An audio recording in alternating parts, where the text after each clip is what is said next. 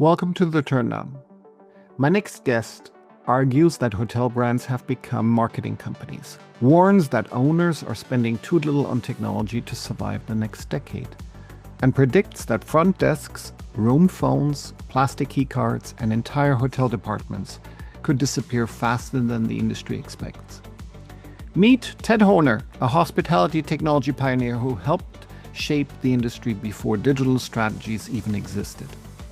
A co-founder of HT&G and the first non-American inducted into the HFTP Hall of Fame, he has spent 4 decades attending high-tech and advising hotel owners globally. We dive into AI agents, the future of hotel loyalty, and why OTAs have become more profitable than the hotels themselves. In short, Ted doesn't hold back. Let's get into it. I'd love to get going. We are typically opening up with sort of the standard opening question, which is what keeps you up at night? Oh, yes. Well, that's interesting because that's typically asked of GMs, and I'm not a GM. But I think probably right now the issue that's keeping everyone awake is the emerging benefits / threats of artificial intelligence. I think that's the thing that everyone's worried about because, look at all that's happened in the last month. Oracle letting 14,000, Amazon, Apple, everyone is getting rid of staff, and it's a scary thought. So job security for people, how do you explain to someone, listen, you're my spreadsheet guru, you're my revenue manager, and hey, I can press a button and automate the entire process of revenue management, and 30 years experience walks out the door. You've made redundant. So I personally think, and every conference I go to now, everybody wants to talk about is, it's actually driving me nuts. Actually, it's everyone wants to talk about AI. Where are you at? What are you doing? How are you doing? But interesting, 4,000 CEOs last year were surveyed in the United States, and all of them said that they'd invested heavily in AI, but have yet to see an ROI. So you said a threat of AI. Where's the threat? Is it to labor, to your job? Like, where's the threat? I think the threat is job security because the automation of tasks, right? Now, everybody talks about the benefits of AI. Okay, we're going to hyper personalize, we're going to put more power in this in the hands of my staff, and they can know more about Ted Horner down to transactional level. But there's also, like, where is there going to be an accounting department in a hotel now? Because we're going to have now, we've now got agents. Then you've got to start talking about the future next couple of years because an AI agent to an AI agent at a hotel. I'm assuming in due course, I have my own. I travel a lot. Right? I did 11 trips last year and 146 days outside Australia last year. So eventually, an AI agent for Ted Horner is going to know everything about Ted Horner, and it's going to start automating, planning my trips, telling me how much, booking my hotels because it knows my preference for hotels that I'm on. I like to be on the 5th floor. I like a gin and tonic. I don't need to be. I need to be away from a lift. I love a club sandwich, etc., etc., etc. How much of that is live today? I get future sort of It's vision. not there. The reality is, that's the problem because it's the unknown, right? And that's the greatest fear that I don't know yet. And the problem at the moment is still difficult to quantify the benefits. Like you go and talk to someone like Scott Strickland, who I know quite well, the CEO of Wyndham Hotels. And what they've rolled out to all their franchisees is a voice agent. Because when you ring a hotel today, what happens is if there's no dedicated phone operators anymore. So they put you through the front desk and the person on the front desk is checking someone in. So you hang on for 5 minutes and then in the end you give up. But imagine for argument's sake ringing a hotel, an agent is answering the call and handling FAQs, all sorts of things, enabling you to book, hey, I'm going to be arriving this afternoon. Can I have a club sandwich in my room 1 hour after, I check in, these sort of things. So I think But the problem is everyone's talking about what AI is going to do, but I'm still struggling because I consult to owners quantifying the ROI, and I don't think we're there yet. Everyone thinks it's going to revolutionise our industry, but there are also going to be casualties, and I think that's because we have bed down everything. I think that's the fear factor for everybody. Am I going to lose my job because of AI? And no one yet has been able to say yes, you are, or no, you're not. The odd concept that people, hoteliers, are trying to say, well, what AI will do is lead to a redeployment of staff. But there's going to be a lot of staff that aren't going to be redeployed. Dull, dangerous, and mundane tasks. I even saw a robot at ITB a month ago in Berlin that's been built to make beds. Right now, I don't know if you know, but many years ago, the Japanese hotel chain had robots checking. By the way, it's gone now because it didn't get it. It didn't meet the we would call it in Australia the pub test. It just didn't gel with people, right? But like one of the questions you're asking down the track is there a you know is there a traditional reception desk going to survive in a hotel?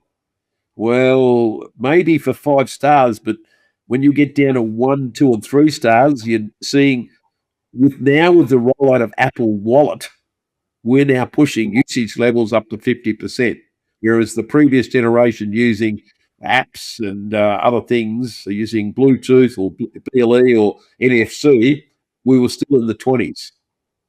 But Hyatt has been a pioneer in this area, and Cameron Hammond is a good friend of mine, Australian guy who's about number 2 or number 3 at Hyatt, is saying that Hyatt is starting to, it's been at the forefront with particularly originally with Asserable and Apple. The only downside of Apple Wallet is the transaction fees you have to pay Apple because Apple is not giving away the technology. No, no, and they wouldn't. So you mentioned something really interesting in the limited service hotel Yes. industry, 2-3 star hotel. There's a motivation to get rid of the front desk, which is, I can save a lot of labor, I can save a lot of cost as a hotel owner. If I can have my staff at the reception, that's great, right? Or I can reduce the number of people that are working, even close the reception early, which is great. But you also mentioned that in luxury hotels, they will keep a hotel reception. Why do you think that's the case? There's a correlation between, it's also demographics.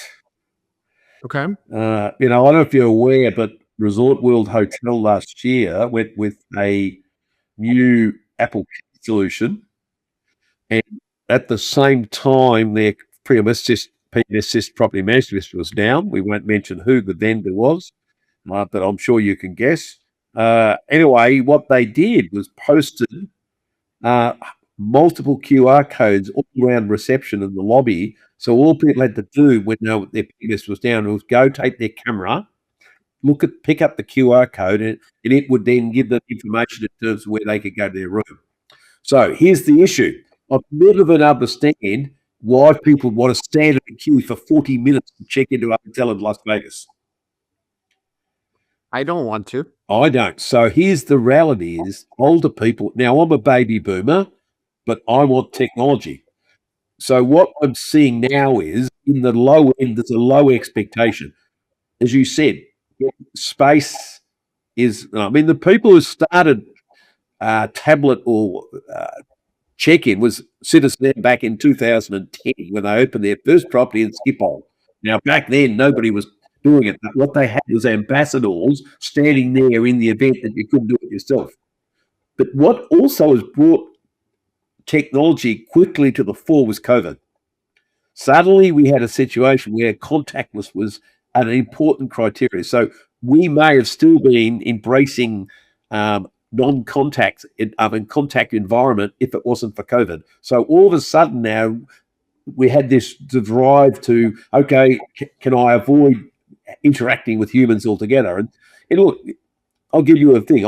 When I get off a plane and when I fly from Australia to the United States or Europe, and it's 16 hours or 22 hours, okay, with a stop if I go to Europe. So do I want to be standing here for 15 minutes when I'm bloody, all I want to do is get to my room and grab a sleep or whatever? No.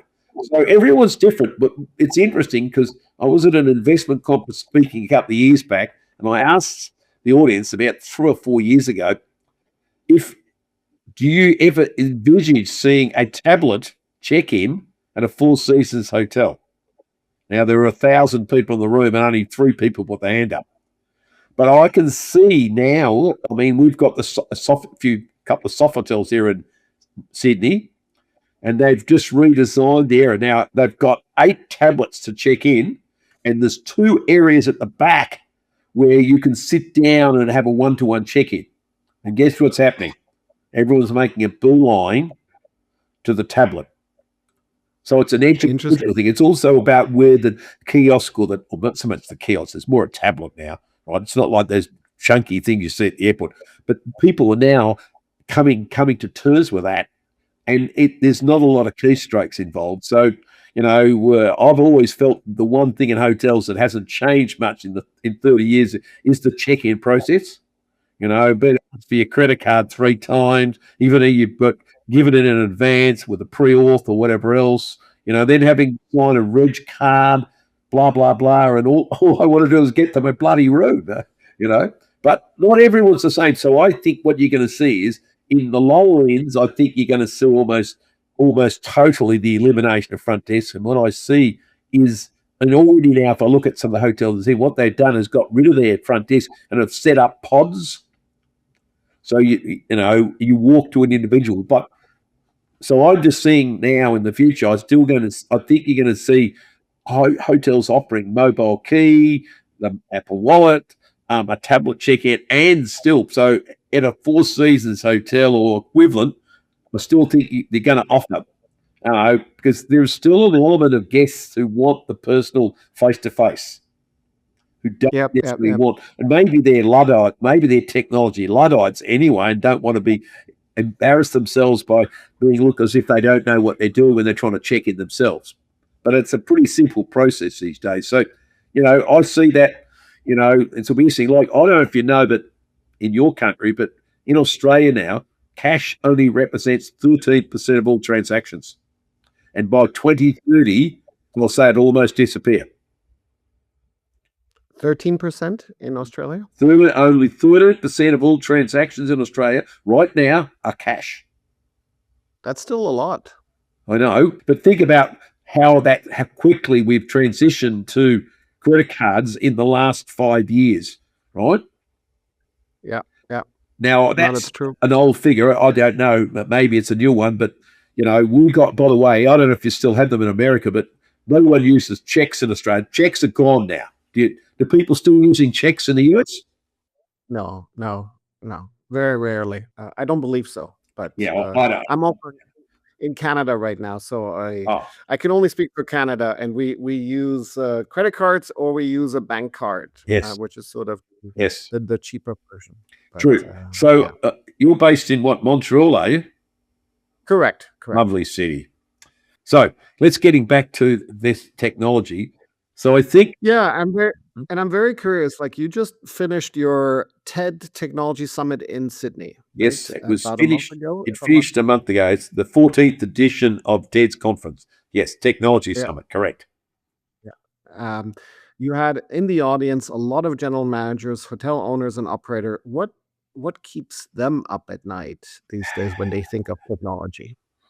Well, I think probably building strong ROI cases.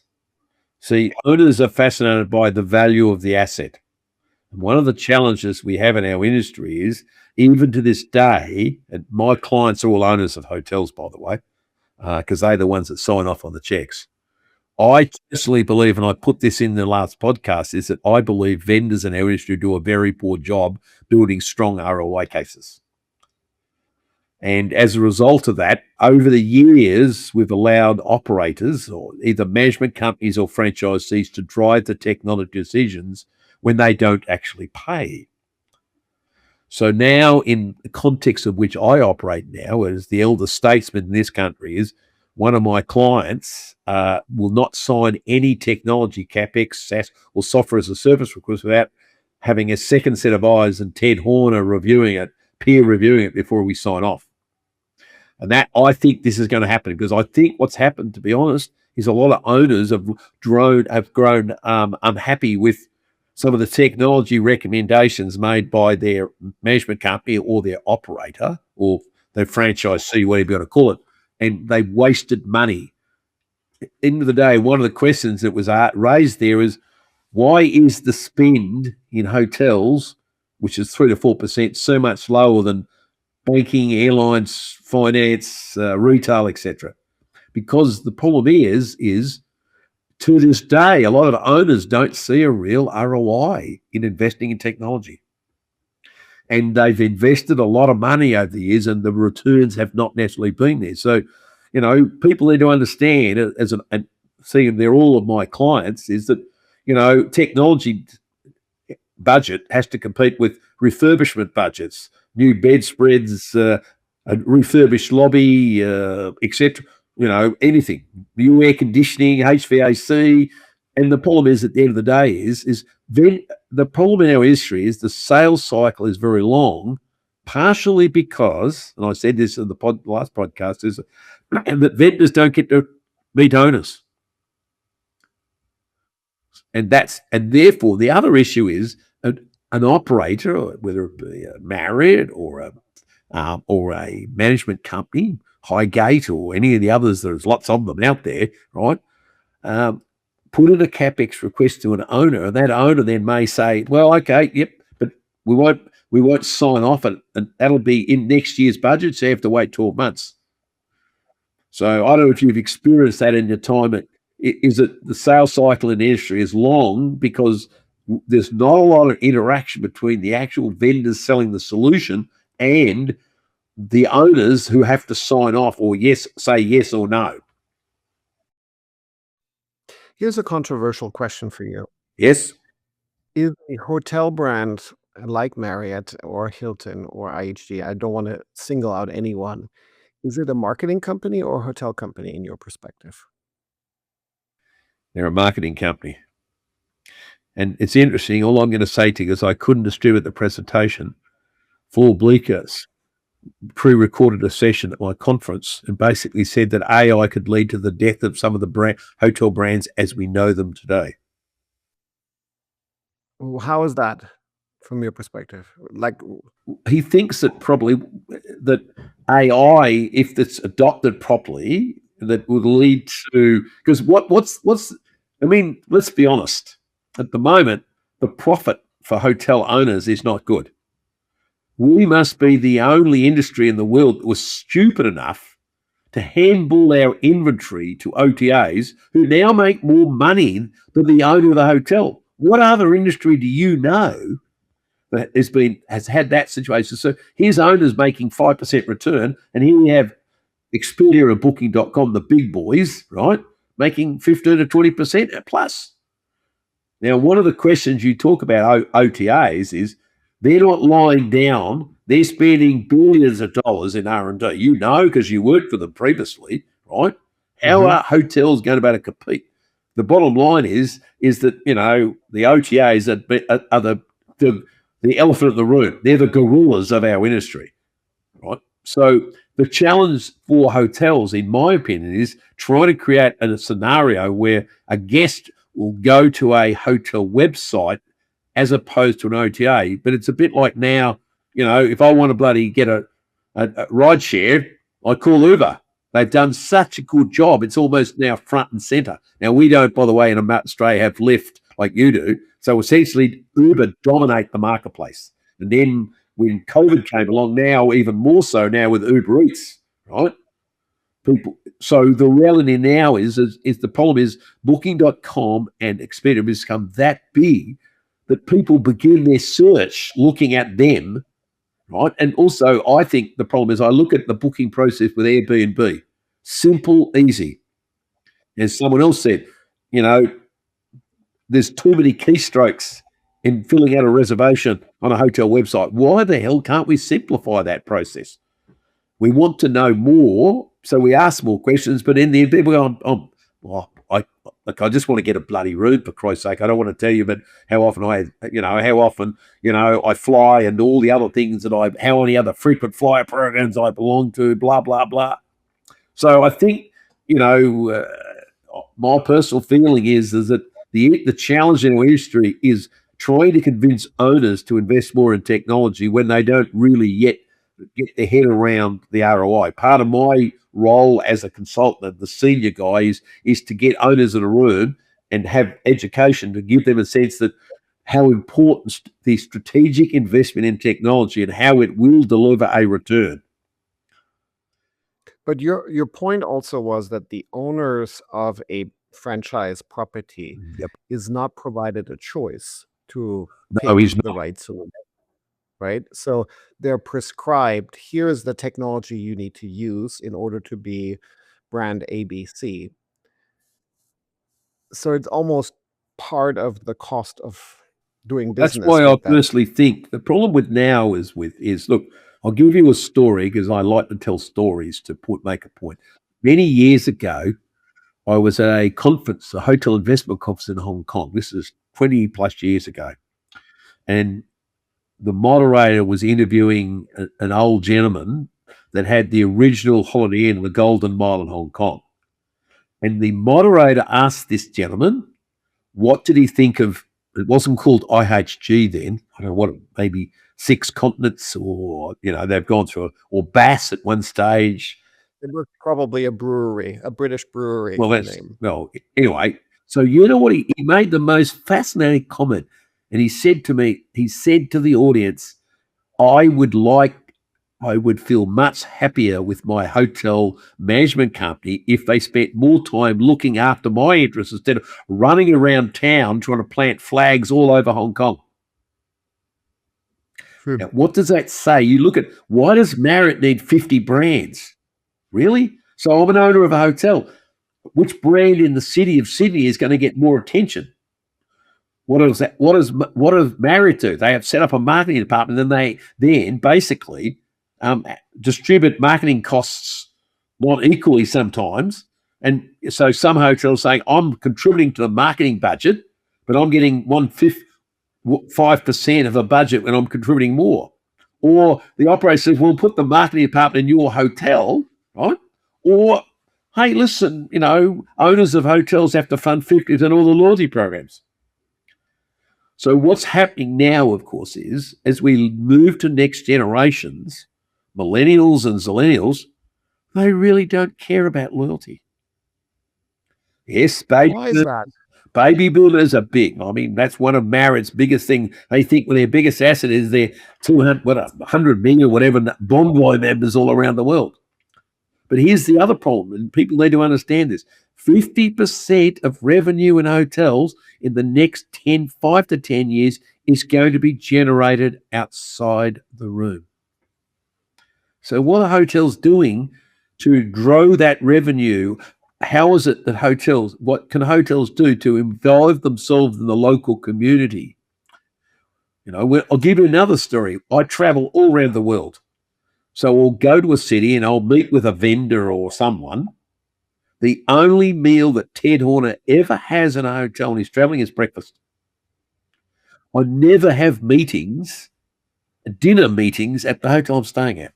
One, because the local person wants me to take to their favorite restaurant or restaurant. Why is it there's that scenario where they're not getting the food and beverage that they should, where a little restaurant around the corner is getting the biz? And what do hotels need to do to convince Ted Horner to say to his guest, I'd like to eat in the hotel? It has to be a restaurant. Well, yes. Well, look at what Vegas did. Okay, let's go and get celebrity chefs. Well, that's great. But then the price doubles because you've got to pay them a nice fat fee. I don't know if you know, and I know this is a bit of an aside, but I've been reading a few reports that Las Vegas is dying. Why? It's too expensive now. Remember the days you were, not a young man. Remember the days when you go to Vegas and you used to get free buffet breakfast or all you can eat for $5? Now, everything. And the thing that really annoys me the most about Las Vegas, that I have to pay $40 to $50 every single night under this ridiculous thing called resort taxes. The resort fees. The Yes. resort fee. Yes. Sorry, yes, you're right. And that's become universal now. So now I've got a valet park my car and pay a tip to the valet guy, right? Now I've got housemaids putting tent cards in the room asking me to tip them for the service. I don't even know who they are, right? So I'm constantly, by the way, in Australia, tipping is optional. We pay our staff a lot more money, so tipping is optional. We love Americans in Australia, or hotels do, because it's in their tipping is in their DNA. But now you look at 25% now. 20 to 25% is starting to be the norm now. So you just think about the extra costs. So straight all across the board, everything in Vegas now has become expensive. And a lot of people saying, you know what, maybe there's other places to go to, right? I stayed with, in State Line, which is right on the Nevada California border last year, and guess where lots of things are happening? Reno, a lot cheaper, right? And people, so all I'm saying is, I think to some extent, Las Vegas to kill the goose that laid the golden egg, and now it's got every step of the journey is expensive. But isn't it a pendulum? I mean, I was just catching up on some news the other week with Las Vegas. They're introducing now all-inclusive packages, right? Where you can, Maybe you can go to the MGM Grand and you can pay $330 per person for 2 nights, including everything, all meals. That's a reaction maybe to the fact that they are losing, occupancy's falling, right? But the other thing, don't forget, the problem at the moment is, and you're Canadian, I'm assuming, right? Mm-hmm. Mm-hmm. Are many Canadians going to America anymore? I don't think so. We're down 35% right now. Australia's down almost 40% too. Because the two destinations for Australians in America, Las Vegas and New York City. Yeah. I mean, we're all waiting to be felt welcomed again, I guess. And I'm not going to talk about the President of the United States, because if I get on that soapbox, you'll never get me off the bloody soapbox. But we may not welcome, and the problem is now is there's lots of other places in the world to go. I mean, the indirect thing that's happened in Canada is Canadians are spending more money holidaying in Canada than other places in the world. Now, that's not necessarily a bad thing for the Canadian tourism industry, I would have thought. I mean, we had in 2025 record occupancy, record ADRs. Yes. For the entire year. It's never been as strong. And they expect the same again this year. Well, anyway, thank God you're not Dubai, because occupancies in Dubai are 6% at the moment. Wow. Right back to your original, what's keeping people up at night is, owners of hotels don't see technology at the prima facie of asset growth. That's the problem. And, how do we change that? Well, vendors have to do a better job. So I'll give you, I love it. I'm a storyteller, right? And I think I mentioned my other podcast. So when I write executive summary reports to my owners, their attention span is 2 pages. I recently got, and I won't mention the vendor, I recently got a slide deck from a vendor a couple of weeks ago, 108 slides. Now, okay, I accept that as a consultant, I need a little bit more detail, but seriously, 108 slides? And here's the problem. When I get demonstration from vendors, I've got a shiny new object, let's look at it, or they want the demo wants to go to every feature functionality going on. Why don't you pick, so I challenge. So now with AI and video, why can't vendors create a short, sharp, unique selling proposition which appeals to and addresses the subject of return on investment? And what are the benefits? Right? Like, I'll give you an example. There's a hotel chain here in Australia that has invested in QR codes in their rooms, handheld terminals for around the pool. And as a result of that, they've increased their food and beverage revenue across the group by 8%. That's amazing. I know. Now, it might say something about how poor it was before, and maybe that's exaggeration, but what happened was that the annual report of this company, it's a publicly listed company, the CEO, because they're also in cinemas, this company, right, pretty big, they've got about 70 or 80 hotels, quoted in that their investment in technology, that was her words, the CEO, she doesn't run the hotel division, she's above the hotel, the head guy for the hotels, said that their investment in technology had been very good because one is they invested in technology providing upsell capabilities and making it easier for people to order food and beverage far easier than they were in the past. So there's a strong example. Now, I'm doing a seminar in New Zealand in July, and each vendor gets 10 minutes to speak. So I've then said to each vendor, I don't want you guys to get up. It's an educational session. I don't want you to get up and tell you how bloody great you are. Why don't you focus on ROI or benefits or testimonials? People want to, I spend all my time reference checking. So I'm now looking at, okay, you spent X. Tell me where's the ROI? What were the issues? Have you experienced the growth in certain areas? Because my owners are only interested in when it comes to investing in technology, TEG, will the technology increase revenue or decrease costs? And if it doesn't meet those criteria, I don't want to know about it. So the old days in the past where people invested in technology for the gee whiz factor, gone. I had so many salesmen coming and talking to me all the time, and all I want to know is, okay, you've got a shiny new piece of software, but how does it fit into the existing tech stack? Now, one of the questions you asked me, which was pretty interesting, and we won't mention the name, but fascinating, Citizen M in its, 16-year history, maybe longer, is on its fourth PMS. Anyway, so what I'm saying is that a few years ago, the CTO of Accor, who's now not there, put out a paper saying there were identifying 8 PMSs around the world that Accor could be looking at as preferred vendors. In the end, that same gentleman, within 18 months, decided to scrap all the others and stick with one vendor. Why? Because they put incredible demands on those vendors, those others, and they weren't up to the task, didn't deliver, weren't able to meet the requirements of said Accor in the time frame, and at the end of the day, they decided to go for the big fish who has greater points of presence around the world than any other vendor.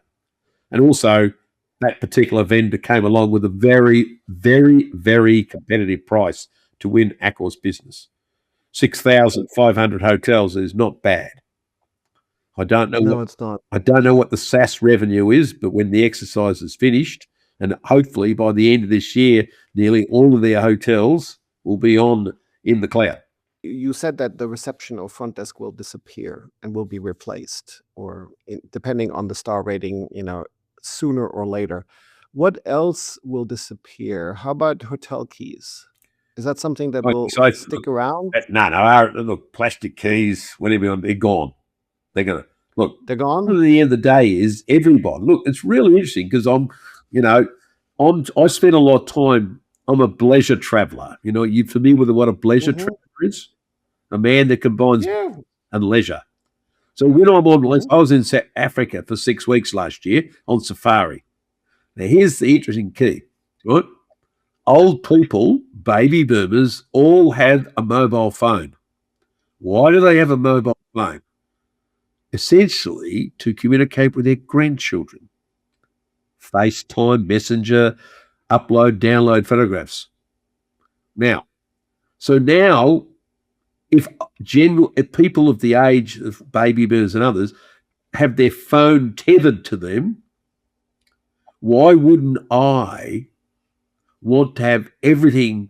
Wouldn't it be fantastic? And we're not there yet. If I could walk into a room and control everything in a room on my mobile phone. Tablets are disappearing in hotels because, apart from the fact that they age quickly and the replacement cost is huge. So now we've moved to web-based apps. Once again, COVID brought QR codes to the point where they were forced on us, but now people accept them. Whether you like them or not is another matter. So every restaurant I go to in Sydney now has got a QR code on the table. Maybe I still prefer to get personal service, but if I don't get the personal service, then I'm reaching for my phone to order on my mobile phone. So the answer to your question is, is there a need for a guest room phone? Because the other thing is, which has revolutionised mobile phones, is WhatsApp. Now, every hotel has decent Wi-Fi in their rooms now, so why do I need a dust collector? Now, duty of care, all that sort of stuff. I mean, yeah, okay. In Australia, I don't know what the rule in America or Canada is. It is not a legal requirement to have a phone in a room in Australia. But I think in some states you have to have a communication device that allows you to, evacuate and contact hotel guests. But it may not be. By the way, you can. I don't know if you know that, but I understand that. But you can use that if you've got an IPTV system, you can actually turn all the TVs on, start delivering messages over TV. But there are a lot of hotels now in Australia that don't, particularly at the low end, don't have phones. So because I think, so more and more now, when we were, one of the other questions was, we got down a few years ago, we were foisted onto lots of apps. So now we've moved past that to, web-based stuff, right?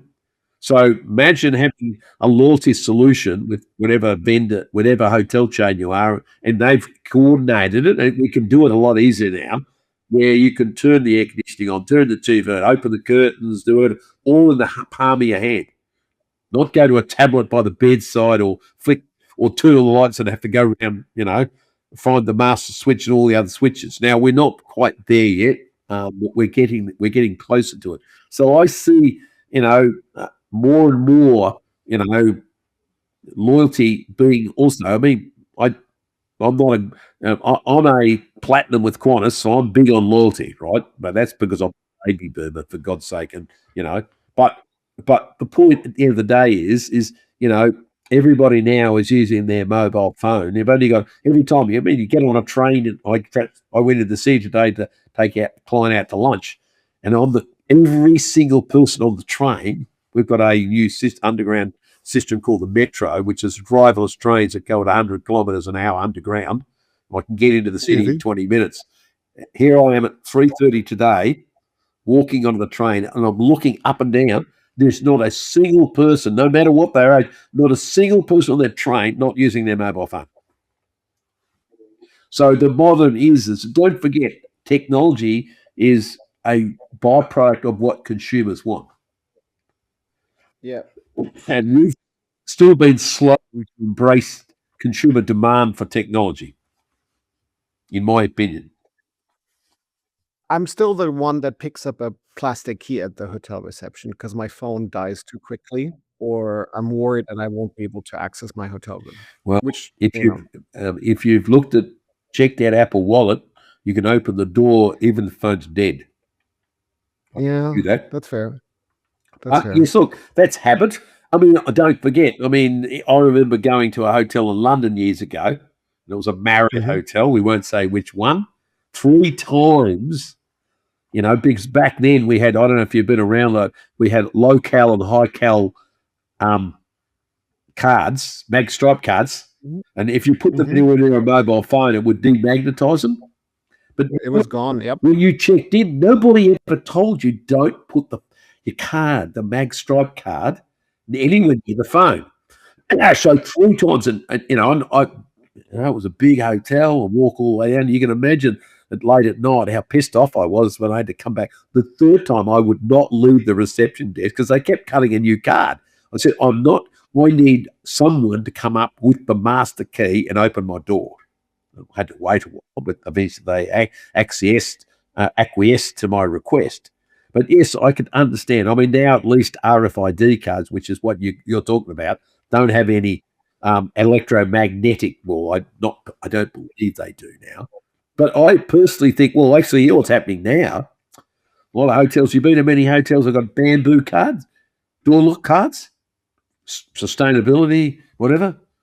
So, but I personally think that I'm looking, and I've been watching for a long time. God, it must have been original mobile, door lock stuff and everything has been around for a long time. But the problem is that the usage rates have still been poor because everyone has an Apple Wallet and everyone's familiar with it. I have my credit card details, I have everything all embedded in my Apple Wallet, all my tickets, everything is. I use an app called Tripit that I've got everything, every detail of my trip on my phone. So it's I do carry a hard copy in case I lose my phone or it gets stolen or it dies on me, which sometimes can happen. But that's only the backup. But all I'm saying at the end of the day is I think the reality is that once people then can do what they need to do on a mobile phone and can bypass the front desk, there'll always be people, right, who'll be prepared to stand the queue and wait, right? And of course, the other thing people are saying now, oh, well, but if you don't get the personal touch, you don't get the upsell. No. There's all these new upsell technology and how you can be upsold very easily on a mobile phone, right? So I think probably the great challenge is what new technology is coming. Now, let's talk about, because I think we talk about what's the other area that's going to revolutionary? Robots. Now, robots are now replacing, because here's the problem in America here. Nobody wants to do housekeeping. It's a dull, shitty job. Now imagine having a commercial grade vacuum cleaner that can vacuum the room and save 5 to 7 minutes. Or you've got the big beast that are vacuum cleaners that are vacuum cleaning corridors and function space and lobbies, right? They're now doing a job, right, speeding up the tasks, right, or eliminating those needs. Then, then you've got, as we mentioned earlier, agentic agents or others. When you ring a hotel to query an account, you can be talking to an agent, not an AI agent, not an individual. The challenge is, and this is the great dilemma, it's simply termed high touch versus high tech.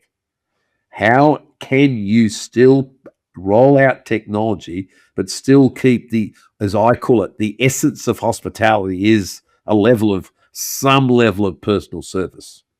And some people are doing it well, others are doing it pretty poorly. Now, but what we're seeing is that the elimination of front desk is happening a lot at the low end because people's expectations are. It's like when you go to a restaurant. If you go to a very expensive restaurant, you expect the food to be brilliant. Sometimes that doesn't happen. Or you have the reverse. See, what I hope happens in the future is I think you asked this question in an indirect way, is guests want to have their expectations exceeded, not met anymore. And when you exceed a guest's expectation, that's when people are happy to write lovely reviews. The example I can give you, which was one given to me by a conference last year, was a guest at this particular hotel. It was a regular, and he loved Diet Coke. So on a visit a year ago to the same hotel, someone decided, because they were obviously collecting some data or CRM and stuff, they filled his minibar with Diet Cokes. And he absolutely was blown away and wrote rave reviews about, wow, here's someone who cares, who knows a bit about me and is trying to look after my interests, right? Mm-hmm. So, that to me that's my great hope, that what AI will do will provide, when I come to the bar, Ted, would you like your gin and tonic with elderberry flavoured tonic water? I'll use that as an example. Or Ted, hey, listen, hey, did you know we had a golf course? We know you got a handicap of 16. Would you be interested in having a round of golf if we paired you with 3 other people on similar handicaps? I'm a golfer, by the way, so that would be blown away if that had happened. It hasn't happened. I'm not sure it's going to happen in my lifetime, but wow, would be, well, if that ever happened, I would be shouting from the rooftops, telling everyone, wow, look at this. You're all about Ted's golf situation. So that gets to the point of how do we generate revenue outside the room? Because that's the future, right? And that's something that... And it's a necessity also. Yeah, of course it is. But the other thing now is the PMS is no longer the center of the universe. And that's for some PMS vendors, they're struggling with that concept. It's all about now companies building CRMs and CDPs, right? And then aggregating data all about transaction. And this is where AI is coming to the fore, where I can use ChatGPT or Claude or Perplexity or Gemini. I mean, there's a whole heap of them, right? Or even Elon Musk Grok, which I've just downloaded because I've got a Tesla. I've got Grok in my car now. So I'm just playing around with it. What am I going to be talking to my car and telling me, where's the best Thai restaurant when I'm in, But the point at the end of the day is that's where I see. I mean, I'll use another example. Do you have subscribed to Amazon or Netflix? Amazon Sure. Prime? Sure. Now, every single week, I get an email from Netflix recommending films I should watch. Now, a couple of years ago, Netflix hired JD Power or someone to do research. Would you be surprised to know that 85% of the recommendations that Netflix make to their subscribers, they follow? Because they're looking at the history of what Ted's watched and suggesting, like my wife is into rom-coms, right? The only thing with her is there are hundreds and hundreds of rom-coms, so she was never going to run out of rom-coms to what she retired 4 years ago. She got more time in her hands. But imagine that they've made that investment. Now we've not yet made that investment because we're not prepared to spend the money, right? So that then get to the point about maybe it may be some hotel chains or enlightened as they may be who invest a lot more money who then can master what we call it the 360-degree view, hyper personalization, that are actually using AI to get a lot more knowledge of Ted Horner and then customizing offers instead of the free night, or you can buy bonus points, or so, which is so bloody generic. Everyone's pissed off about it now, right? So that's where, when my friend Floor Bleeker talked about this, he was starting to talk about that some hotel chains, enlightened ones, maybe small independents, maybe starting to grow at the expense of the big boys, right? Because the problem is now hotel chains now are not owners of assets, the operators. So how do they drive more revenue? It's called the clip technology. I'm going to charge you a fee for this, for that, everything else. And then in the end, you look at the total cost of ownership and you look at all these transactional fees, right? And you think, oh my God, it's incremental. It's a bit like the same concept that now people say, Ted, sign up for X and you get a 30-day free trial. But the problem is you have to give your credit card before you sign up for the free trial. And guess what happens? Nobody then, they just accept a charge in Amazon's and net 10 or 12, $10, because people don't get around to charge. People take a long time to get around to cancel. Yeah. Same concept. So what hotels are doing now is charging all sorts of fees, transaction fees, marketing fees, IT fees, etc. It's starting to, I believe, leading to some owners of hotels being unhappy with their operators. I want to go back to AI agent because Yes. you identified it at the beginning of our program as solution to reduce dependencies on the OTAs, but also reduce potentially dependencies and compete with the big marketing hotel companies. But before we go there, I want to do a quick fire round where I'm throwing a few questions at you, and you just say a short, snappy answer. We're running out of time here, and you're going to have to edit this bloody thing, otherwise it's going to be boring. All right. Hotels use 20 systems today in average. How many systems will they use in 5 years? I'd like to think maybe 5. Okay. Which systems will survive? Well, what you're seeing is scope creep by PMS vendors into all sorts of other areas to Okay. housekeeping, service requests, etc., etc., etc. Okay. But 5 systems will remain. Yes.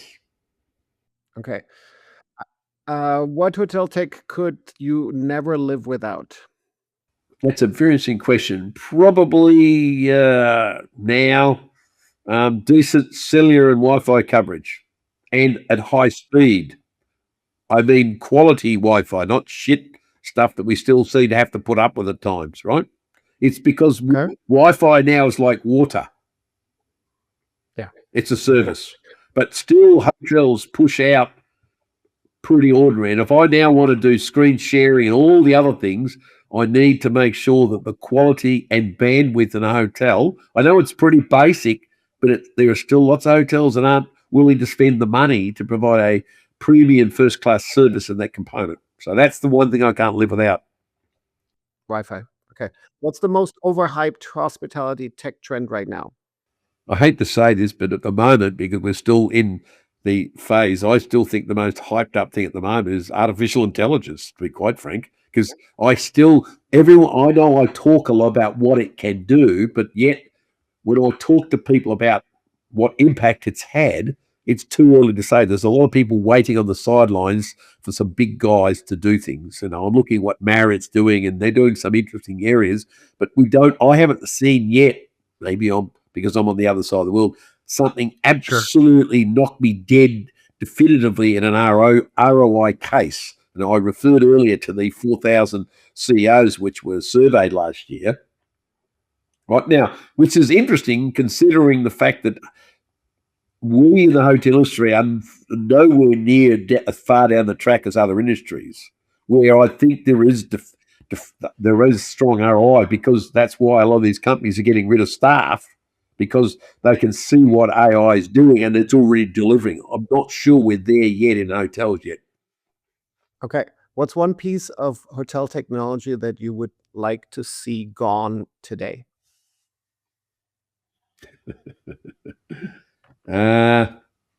Gee, that's an interesting question. Can I put it a different way? Sure. Can't we do something about making the check-in process much more simple than it has been? Because it's still convoluted, and it hasn't really changed a lot in the last 30 years. Okay. What is one uncomfortable truth hotel owners need to accept today about technology?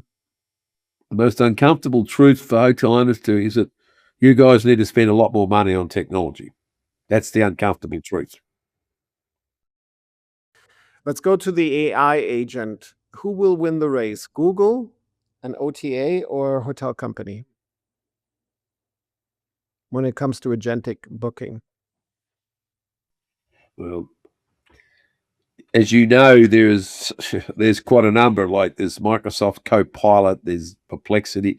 It's hard to predict, but let's just say that Google's spending an awful lot of money trying to do leverage and try to replace OTAs, because probably Google is one company that has the muscle and the financial wherewithal to go run head to head with OTAs. I can't see any owners or hotels from an investment perspective because going head to head with the two OTAs, because they're spending lots of money too. They're not idly standing by and watching AI take their business, right? So they're throwing in lots of money. So probably you'd have to think because Google, I would suggest, is probably going to come out at the end with serious cost-effective alternatives and provide better opportunities for hotels in the long run. So Google will win the race. Oh, well, that's my prediction, yes. But hey, it's a bit like, all those years ago when Bill Gates said 64K will be enough. If you can remember back far, right? So I'm not the world's best at predicting where technology is going, because, it can take. I mean, the interesting thing that's happening is that there's there's AI applications coming out every single day. In fact, when I was at the hospitality show last year, someone had done a bit of a review of AI applications or things that were coming towards hospitality, and they said there was over 300 even then. And there's so many vendors. There's also what you got now is a whole heap of AI companies looking at hospitality and see if they can make some inroads, right? And that complicates matters because their commitment to hospitality is not as good. We have a lot of people who try to have a run at hospitality and find that it's a cheapskate industry and it's a race to the bottom sometimes. And eventually they pull up stakes and say, let's go back to government and education and other areas where we can make a lot more money. Yeah. So you started with this, and I want to go back to this because I think it's super important. You started saying that hotel owners have a profit margin of 5%. How do we get back to 15? Or how do we get to a level that is sustainable? What needs to happen? Well, three things. One is we need to decrease the reliance on OTAs because I don't see OTAs anytime soon dropping their commissions, right? Unless, of course, that so hotels need to invest in technology to as a vehicle to drive people to their websites to do the booking, as opposed to competing with head to head with OTAs. And that if you can look at the end of the day, if you can, one of my clients is heavily invested in AI, and what they're doing is spending a lot of time with Claude and other things. What they've realized is that they really don't want OTA business. Why? Because OTA business is very price conscious. My client's aim is I want to go after and look after the guests who spend a lot of money. They're the people I should be investing more time and energy in rather than investing in trying to upsell OTAs, because a lot of the OTAs are very price conscious. So we're going to see a shift, and that's where another element is where you can see potentially, right, where that will improve the profitability of the hotel, right? So I'll give you another example, right? There's a hotel new in Australia. We've traditionally had a two-tier structure, an owner and an operator. We're now moving to white label third parties, and one group that's growing rapidly here replaced the operator, became the franchisee, and they took over the management of the hotel.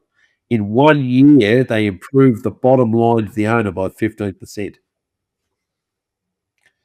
So what does that tell you? That in the old days, that's where I think to some extent big international brands is going to start losing it, because, they're more or less looking after themselves than those of the owner. And if there are alternatives where people are taking a closer look at the cost side of things and can improve a bottom line of that magnitude, right? Mm-hmm. Believe that that's probably part of. But also, look, the simple truth of the matter is a lot of the owners of hotels see hotels as an asset, and technology is not. Like, for example, if you're going to sell a hotel, right? So what you see, you buy a hotel, you spend a lot of money on it, and you with the intention to sell maybe within 5 years. Mm-hmm. How do you measure when you sell an asset that you've invested millions of dollars in technology? That's still the problem, right? So at the moment, we still have an educational issue with owners of hotels, sometimes large financial institutions and stuff, realizing that an integral part of improving the profitability of hotel is that they need to lift their investment in technology beyond what is 3 to 4% now. And that's the great challenge for our industry, right? And that's part of the reason why I think the vendors, right, no names, no pact rules, I think still have a lot to learn to build a much more robust, succinct, and concise ROI to owners. Because, and is your and I don't want to put words into your mouth, Yep. but is your argument that, right now it's maybe 3 or 4% of your total expense or, cost, technology, but you're spending 30% on labor, for instance, or you're spending, that, or 20% on commissions for OTAs, that this an unhealthy balance? Well, I think the problem at the moment is, and you mentioned that in one of the questions, was, we have a labour shortage. When COVID came along in America, millions of people left the industry, Yeah. not to return. Now, part of the Yeah. reason they did that is because, particularly in America, hospitality workers are very, very poorly paid. And that is then underwritten by the tip process where they can make more money, right? But it's still long hours, except. So part of the problem is our industry needs to become more flexible in when they want to recruit people that are, have their own needs and not work the traditional 8 hours, from which is the three shifts, which is 7 to 3, 3 to 11, 11 to 7 o'clock in the morning. That's one of the reasons why front desks are staffing are, because minimum of these, you definitely can get rid of that third shift. So getting back to it, that's the issue. That's is one of the reasons why we need to invest in technology, is because to make up the shortfall in staff who have left the industry never to return. Okay. And Ted, on this yes, on that bombshell, yep. I would like to thank you for joining the program today. This has been a very active conversation. I probably could have gone on for another Good. hour or so. I would have liked to offer you a beer, at least virtually, over the. Ted, it was a pleasure talking to you. Thank you very much. Thank you for listening. If you like what you're hearing, make sure you subscribe to avoid missing the next episode. It helps us produce better shows and get the most interesting guests. Thank you for your support.